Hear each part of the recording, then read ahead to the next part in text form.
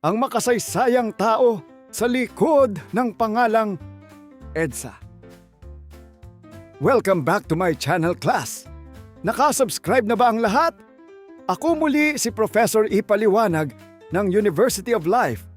At sa episode na ito, pag-uusapan natin ang sagot sa isang tanong na madalas nating marinig. Bakit nga ba tinawag na EDSA? Kapag narinig ninyo ang salitang EDSA, ano ang unang pumapasok sa isip ninyo? Traffic? Bus carousel? MRT? O baka ang makasaysayang People Power Revolution?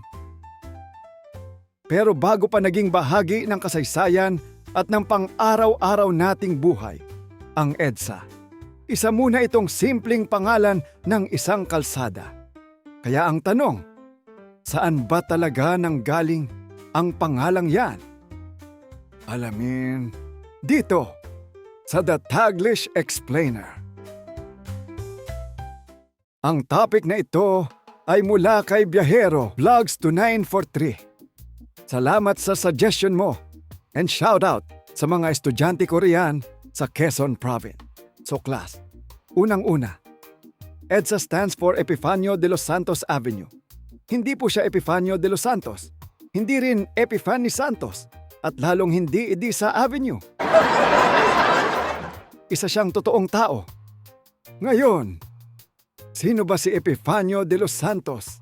Influencer ba siya noong panahon niya? May huge following ba siya? May EDSA vlog, Day in My Life sa Spanish era? Wala po.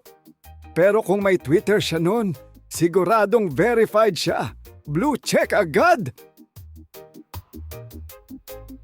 Si Epifanio de los Santos ay isang Filipino scholar, historian, lawyer, journalist, at art collector noong late 1800s hanggang early 1900s. Ibig sabihin, multi-talented siya. Mahilig siya sa kasaysayan ng Pilipinas, lalo na sa panahon ng mga Espanyol. Siya yung tipo ng tao na kapag may chismis sa pamilya sasabihin, "Wait, may primary sources ba tayo dyan?" Hindi lang basta nagbabasa ng history si Sir Epifanio. Sinulat niya ito. Isa siya sa mga unang seryosong nag-compile ng documents, sulat, paintings, at artifacts tungkol sa ating kultura. Ngayon ang tanong, bakit siya naging kalsada? Hindi naman siya aspalto. Hindi rin siya trapiko. Hindi rin siya flyover. Ito ang fact, class. Iba pa talaga ang pangalan nito dati. Ang kilala nating EDSA ngayon ay tinatawag na Highway 54 noong panahon ng Amerikano. Kaya noong 1959, napagdesisyunan ng gobyerno na palitan ang pangalan nito bilang Epifanio de los Santos Avenue.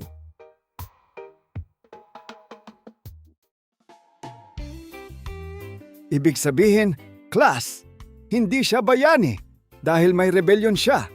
Hindi siya general. Hindi siya nagkaroon ng baril. Ang sandata niya, utak, libro at panulat. Sa panahon ngayon, ang tawag diyan, content creator with substance. At bakit mahalaga yon? Kasi kung wala ang mga taong tulad ni Epifanio de los Santos, baka hanggang ngayon iniisip natin na si Jose Rizal ay may Facebook at si Andres Bonifacio ay nakamotor. Ngayon, bonus trivia. Ang EDSA ay hindi lang basta daan. Ito rin ang naging sentro ng EDSA People Power Revolution noong 1986, kung saan milyon-milyong Pilipino ang lumabas para ipakita na hindi lang kami traffic, may boses kami.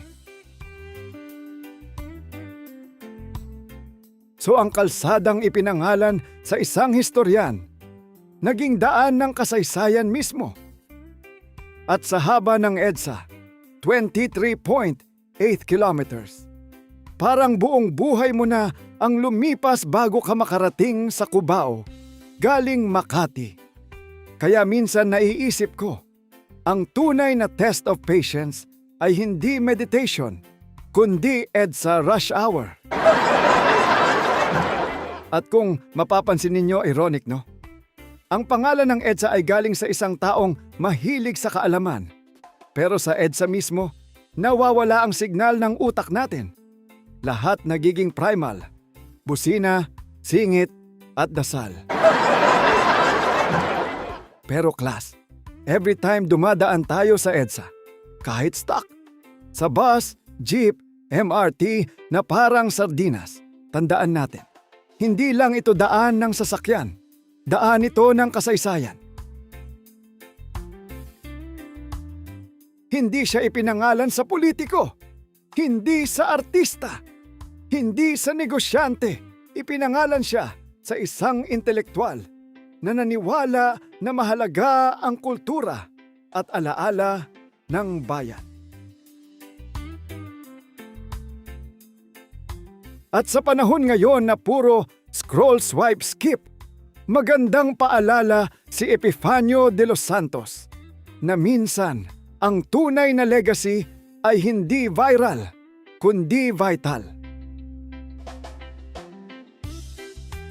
So class, ang EDSA ay ipinangalan kay Epifanio de los Santos, isang Filipino scholar at historian na naglaan ng buhay para maitala at mapreserba ang ating kultura at kasaysayan. Hindi siya sikat sa teleserye, wala siyang pelikula, pero dahil sa kanya, mas kilala natin ang sarili nating bansa. Kaya sa susunod na mas stuck kayo sa traffic at gusto nyo nang umiyak, isipin nyo na lang, kaya pala ito mahaba, kasi mahaba rin ang ambag niya sa Pilipinas. Dito na nagtatapos ang ating lesson for today class. Ako si Professor Ipaliwanag ng University of Life at kung nata-traffic na naman kayo ngayon sa EDSA, panoorin nyo muna ito para na mamaibsan ang nararamdaman ninyong paghihimagsik sa biyahe.